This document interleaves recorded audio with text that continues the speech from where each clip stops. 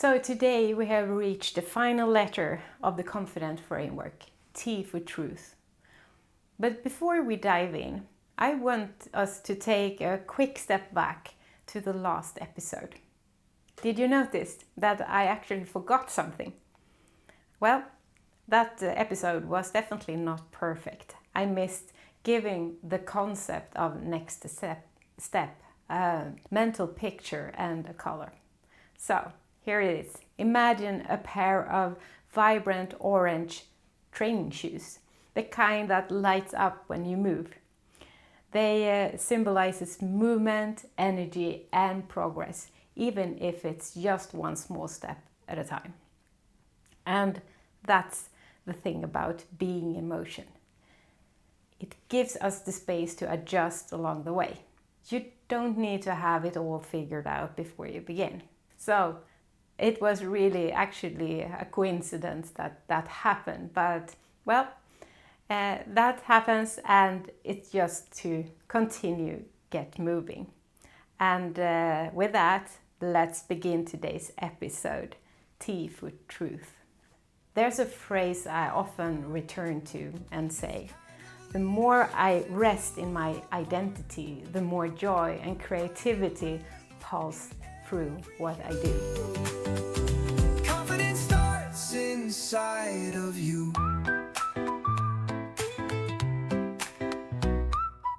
So imagine that we meet for the very first time at an event. We shake hands, exchange names, and then you will ask me, well, so who are you? Tell me about yourself.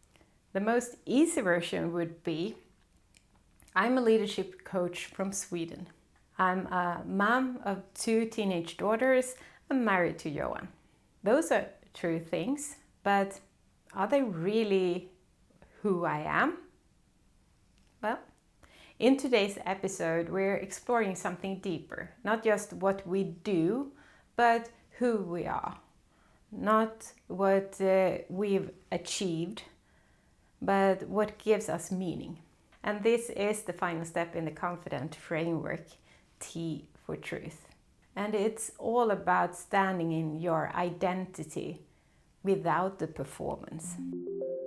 So a few weeks ago, I spoke with Tom Rosenack, who you will hear in one of the upcoming episodes. He shared something beautiful about the word confidence. It comes from the Latin confidere, which means to trust or to have faith. So confident isn't about being perfect or certain. It's about trusting yourself, even when the outcome is unclear. It's rooted in something much deeper, faith in who you are. And that's what the truth is all about. Let me take you back to another chapter of my life. I was sitting cross-legged on the top of a duvet in a beautiful restored 18th century room, part of a castle, where I spent the last 4 days in silence. Around me, on the bed, there were open books, my journal, and pages of notes from the past 6 months.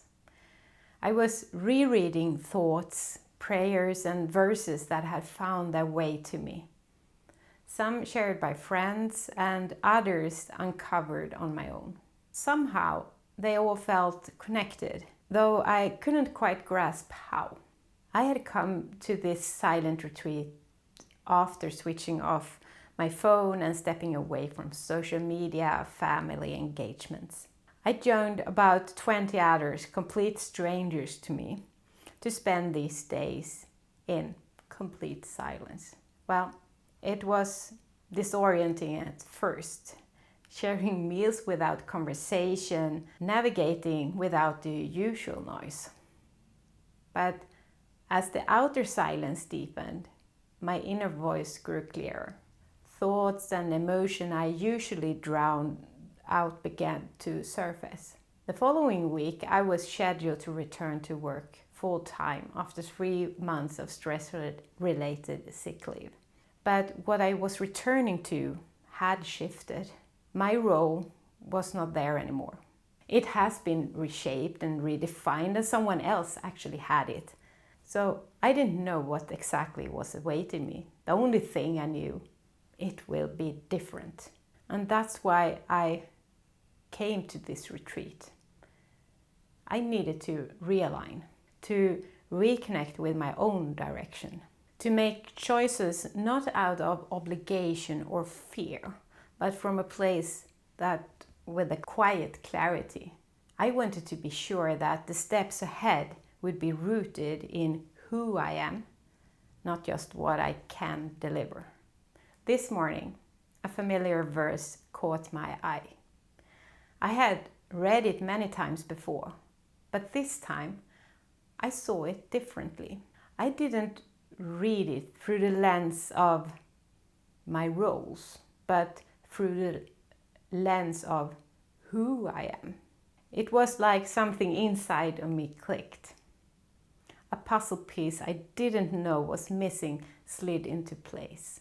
Suddenly, I didn't just see my professional path. I felt how I, as a person, could be a key to what was coming next. My shoulders, they dropped and a quiet relief settled in. This wasn't about output anymore. It was about presence. I could return to the world, not with a new plan, but with a new posture. Not as someone trying to prove her worth, but as someone living in it. And that shift gave me something I hadn't felt in a long time. It gave me peace. And that morning, I made a quiet decision. I would leave the workplace I was part of. It no longer matched who I was becoming. 4 weeks later, I handed in my resignation. It felt simple, certain, and even now, years later, I still feel anchored in what was revealed to me in that quiet moment. That retreat marked both an end and a beginning. It brought together everything I had lived and learned up until that point, and pointed me forward toward this work, toward helping others lead with color, confidence, and care. I realized I am someone even when I'm not doing anything. Of course, it wasn't black and white. It never is. But there was a shift, a deeper knowing. My value isn't in my pace or performance. It's in how I show up as me.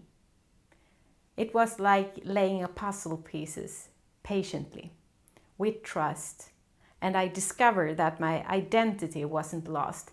It was waiting to be heard with more intention.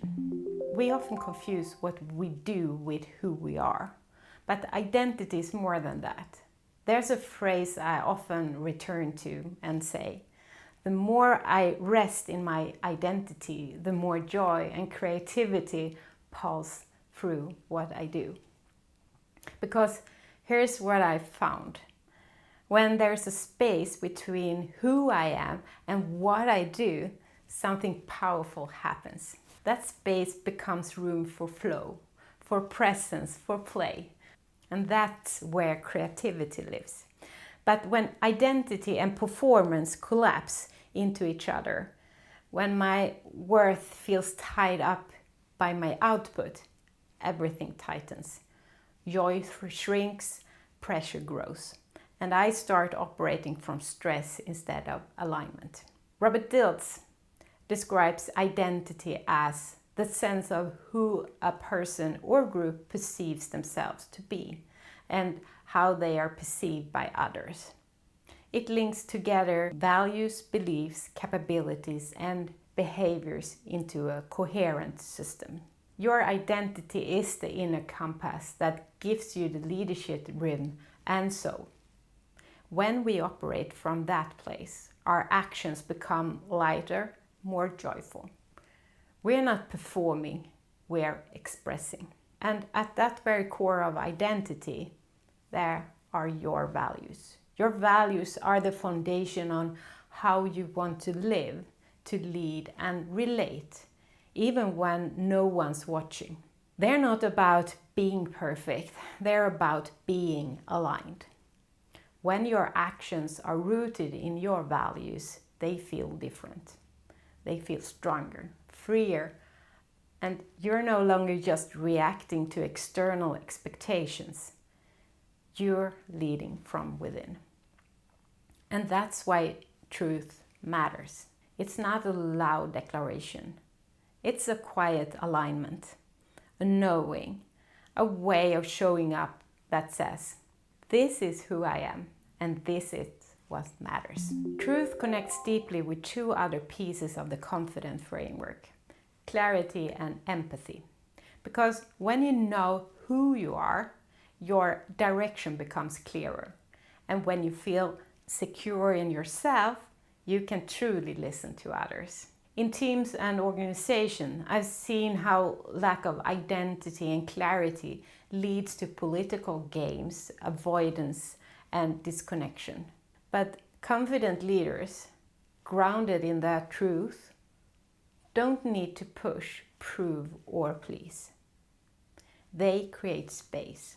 They lead from presence, and they set the right type of boundaries. They bring color without overpowering. Every organization has its own values and vision, and that's a good thing. But the ones who truly live those values, who align words and actions, they are the ones who will keep the people that matter. The ones who want to belong to that organization and contribute. The ones who want to contribute to something greater. For me personally, this has become a deal breaker in where I choose to belong. When an organization talks about values but doesn't live them, I lose trust. But when words and actions align, well, that's when I'm ready to go that extra mile. How about you? I want to offer you a moment, a breath to turn inwards. Because this episode isn't just about ideas, it's about you. Who are you when there's no title to wear? When no one's measuring what you deliver? Who are you when you simply get just to be? So let's pause here. Let's make space for that reflection. And here are some prompts that you can use. What makes your heart beat a little faster? And what gives you energy and lights you up? How would you describe your personality, not your job title? And if you removed all of your roles, who's still there? Write it down. Don't overthink it. Just begin. And maybe, just maybe, the next time we meet and you ask me, who are you? I pause, smile, and answer from my truth. Well, I'm curious. I have a gift of using vivid language to express what matters. And at my core, I'm joy-filled. My passion is to support vibrant, colorful leaders who create lasting impact in themselves and in the world around them. Because I believe that you are so much more than the role you hold. So take your time on this. Let the answers be messy, honest, and evolving. Because your identity is not a label. It's something, a living truth. If you want to reconnect with your values and find your inner compass, I've created a free guide called Clarity Workbook. It's a practical starting point to understand what really matters to you. You will find the link in the show notes.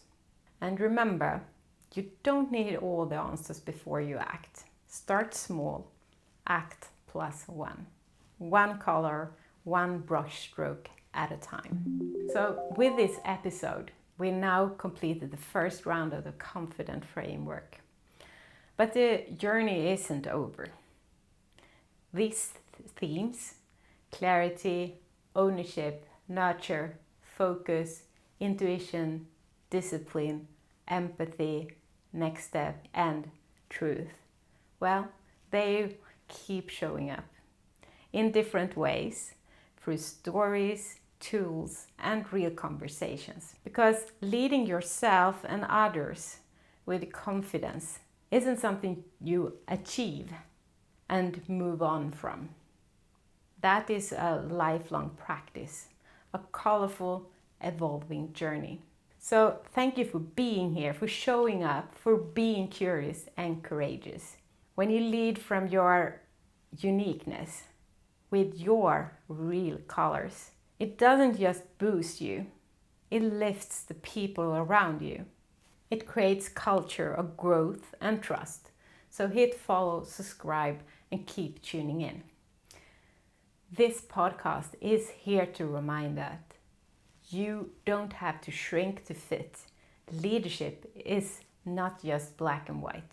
You're here to lead in full color. And now you believe that I have forgotten something again. But no, actually not. If truth would be a figure, I would actually put that as a palette that the artists have. You are the artist here. You're holding your color palette in your hand and your brush in the other. And it's you that apply the colors into the world around you. And today I have put on my colorful dress just to celebrate that. Enjoy your colors, wear them with pride, and use them to boost others around you and create really sustainable results going forward. Lead in your colors. Be confident. Be you. Bright and brave in every hue. Confidence starts inside of you.